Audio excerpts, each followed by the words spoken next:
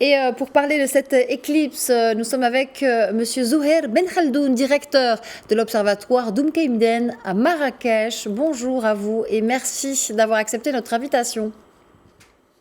Merci à vous de m'avoir invité pour parler de ce phénomène. Alors parlons-en, hein, nous d'abord, pour commencer. Qu'est-ce qu'une éclipse totale?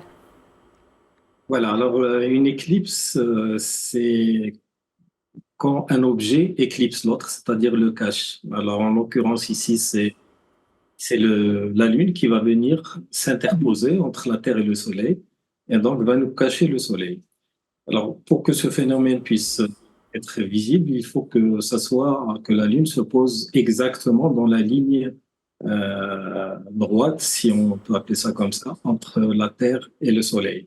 Et donc, ça n'arrive pas vu les différents mouvements orbitaux des astres en question. Il faut savoir aussi que en fait, le Soleil est 400 fois plus grand que la Lune, mais il se trouve à une distance 400 fois plus loin.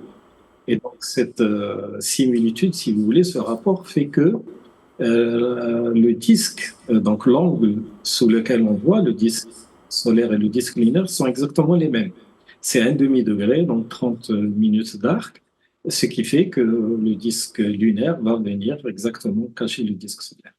Voilà donc pour l'explication du phénomène. Cette année, effectivement, elle aura lieu en Amérique du Nord, commencera au Mexique, comme vous l'avez dit, elle traversera le sud-est des États-Unis et puis se terminera au Canada. Et donc, ça va commencer, l'éclipse à 5 heures, elle va durer à peu près 5 à 6 heures. Et l'éclipse totale elle-même, elle va durer que quelques minutes à partir d'un endroit donné. Au Mexique, par exemple, elle commencera vers 18 heures GMT.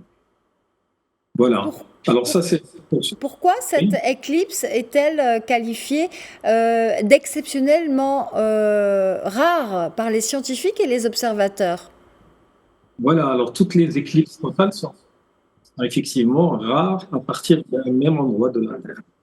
Et cette éclipse n'a pas de rareté plus particulière, sauf que, sachant que, en gros, il y a une trentaine d'années pour qu'on puisse revoir l'éclipse d'un même endroit sur la Terre. Et donc, dans la durée de la vie humaine, on a la chance de l'avoir 2 à 3 fois maximum, comme on s'est dit. Et donc, voilà, c'est pour ça que c'est rare.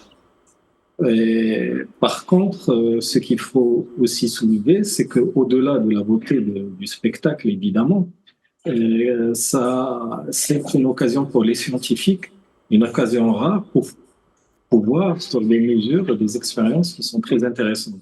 Alors, je ne vais pas les citer tous, mais la plus exceptionnelle, enfin la plus importante et la plus connue de ces expériences, c'est une expérience qu'on appelle l'expérience d'Eddington, qui, pendant l'éclipse de 1919, a pu mettre en évidence ce qu'on appelle la déviation des rayons lumineux.